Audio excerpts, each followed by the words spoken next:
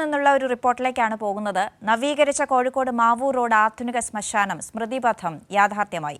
ആധുനിക സൗകര്യങ്ങളോടെയാണ് ശ്മശാനം നാടിന് സമർപ്പിക്കുന്നത്. ഈ മാസം 5-നാണ് ഉദ്ഘാടനം. മലയാളത്തിന്റെ പ്രിയപ്പെട്ട കഥാകാരൻ MT ഉറങ്ങുന്ന മണ്ണിനൊപ്പം സ്മൃതിപഥം തയ്യാറാവുകയാണ്.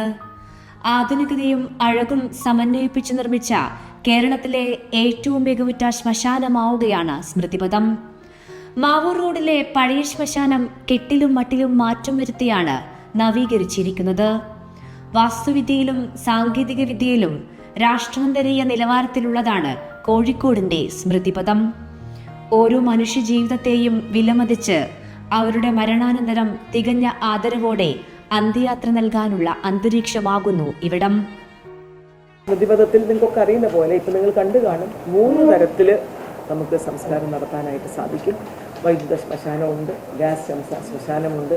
പഴയ രീതിയിൽ നമ്മൾ സ്ഫുടം ചെയ്യാനുള്ള ചകിരിയും ചിരട്ടയും ഉപയോഗിച്ച് സ്ഫുടം ചെയ്യാനുള്ള സംവിധാനവും കോഴിക്കോട് കോർപ്പറേഷൻ ഒരുക്കിയിട്ടുണ്ട്. കോഴിക്കോട് കോർപ്പറേഷൻ നടപ്പിലാക്കി വരുന്ന അഴക് ശുചിത്വ പ്രോട്ടോകോൾ അനുശാസിച്ചുകൊണ്ടാണ് ഇതിന്റെ നിർമ്മാണവും പരിപാലനവും.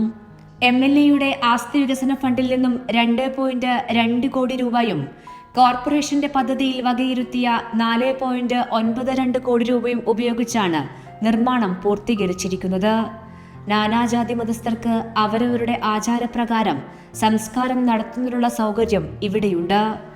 ഗ്യാസ്, ഇലക്ട്രിക്, ചൂള എന്നിങ്ങനെ 3 തരത്തിൽ സംസ്കാരം നടത്തുന്നതിനുള്ള സൗകര്യമാണ് ഏർപ്പെടുത്തിയിരിക്കുന്നത്.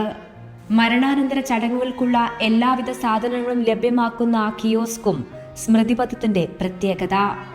ചിതാഭസ്മം സൂക്ഷിക്കുന്നതിനുള്ള ലോക്കർ, ബന്ധുക്കൾക്ക് ചിതാഭസ്മം കൈമാറാനുള്ള സൗകര്യം, അനുശോചനയോഗം നടത്താനുള്ള ഇടം തുടങ്ങി ലൈവ് സ്ട്രീമിംഗിലൂടെ ശവസംസ്കാരം കാണുന്നതിനുള്ള സൗകര്യം കൂടി സ്മൃതിപഥത്തിൽ ഉണ്ട്.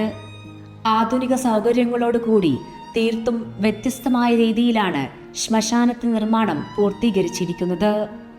ഇനി കോഴിക്കോട് മാവൂർ റോഡ് ശ്മശാനമില്ല, പകരം സ്മൃതിപഥത്തിൽ അന്തിയുറക്കം.